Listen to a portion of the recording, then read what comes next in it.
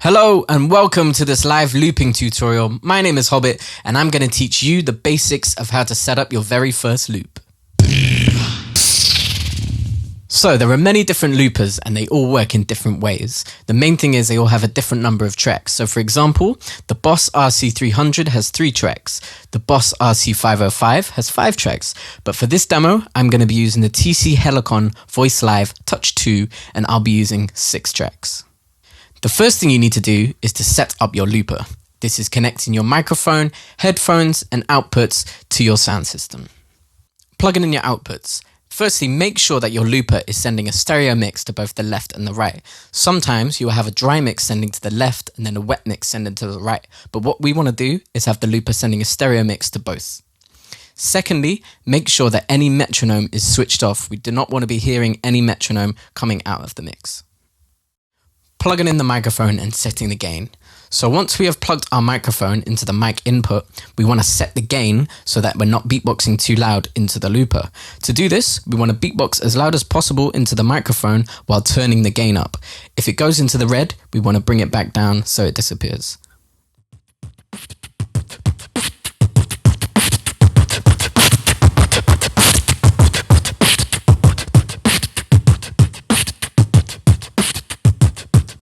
Plugging in your headphones. So what we're going to do is monitor the sound directly from the looper. This means that we can turn any speakers in the room really low, or if you're on stage, any stage monitors really low, which will eliminate any feedback or ambient sound returning into the microphone and affecting your loops. So now we're ready to loop. Firstly, you need to choose how long you want your first loop to be. So this could be 1 bar, 2 bar, 4 bars, etc. Now some loopers let you set the first loop and then each track will have to follow that length or measure. Other loopers let you have different lengths for each track. For this example, I'm going to be using 4 bars or measures. Timing is hugely important when looping, and usually just counting in your head just isn't good enough. As beatboxers, we need to move something.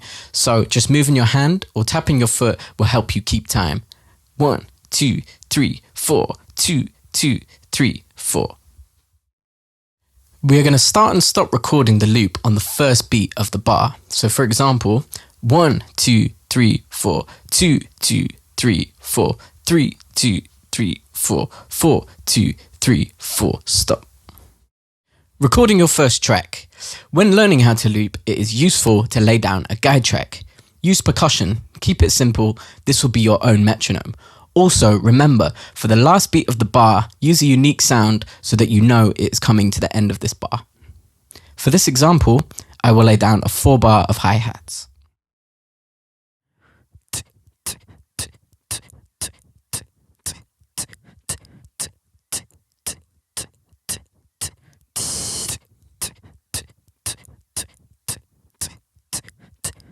When you finish recording, if it's out of time, stop, erase or undo it because you won't have another chance later.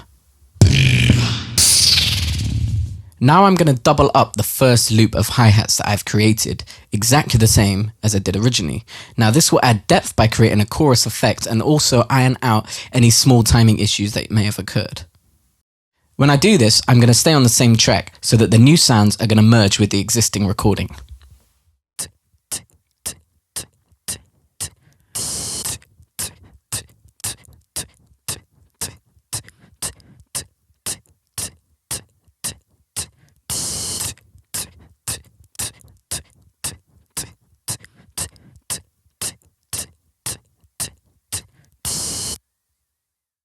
Now I'm going to move to the second track and record the next layer.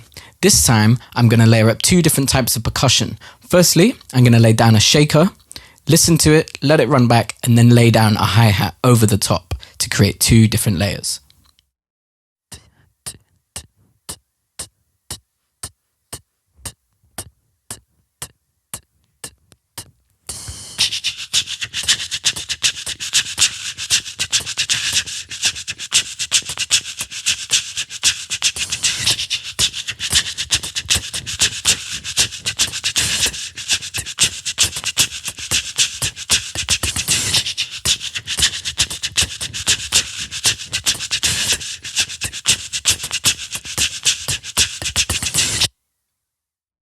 Now I'm going to move on to the third track, laying down the beat. Now when we lay down the beat, we do not need to add any hi-hats because they have been already laid down in the previous loops. So all we need to do is add the kick and the snare.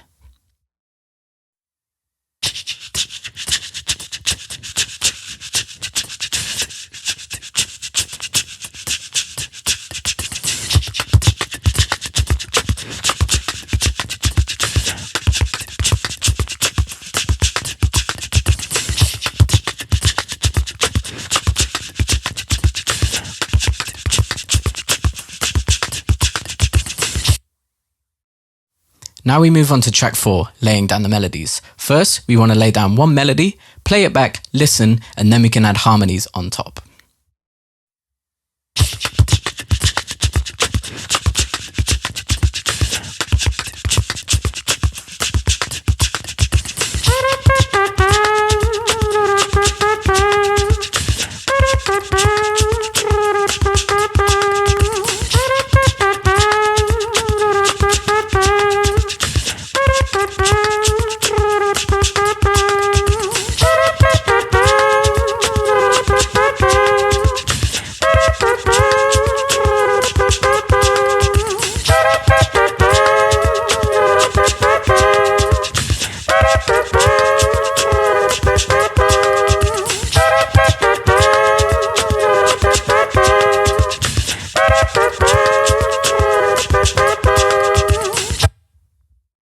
Now we move on to track 5, laying down the bass.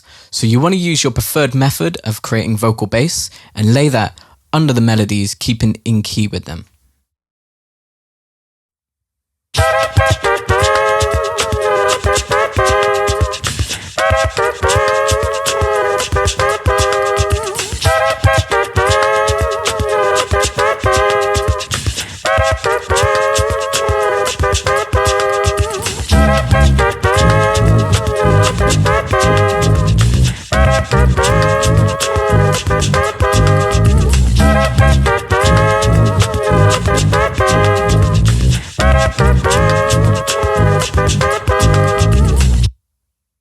Now, track 6, laying down vocals.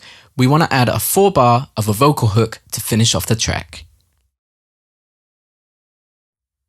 You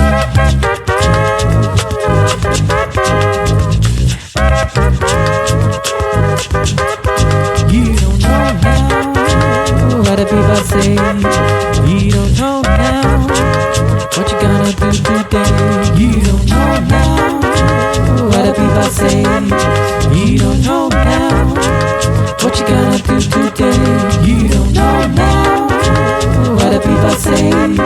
You don't know now what you gonna do today. You don't know now what the people say. You don't know now what you gonna do today. You don't. So now I've recorded the 6 tracks. I want to do a trumpet solo. So what I'm going to do is mute the vocal and the melody, perform my trumpet solo, and then unmute them to bring them back in. Know now what the people say. You don't know now what you gonna do today. You don't know now what the people say. You don't know now what you gonna do today. You don't.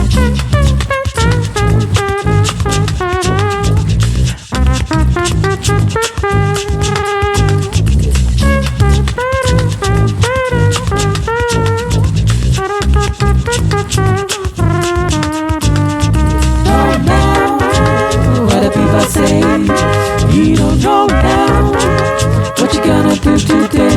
You don't. During the performance, we can add some live effects to the track, such as a low-pass filter, or a cool way to finish it off, we can change the speed and slow it down. Know now what the people say. You don't know now what you gonna do today. You don't know now what the people say. You don't know now what the people say. You don't know now.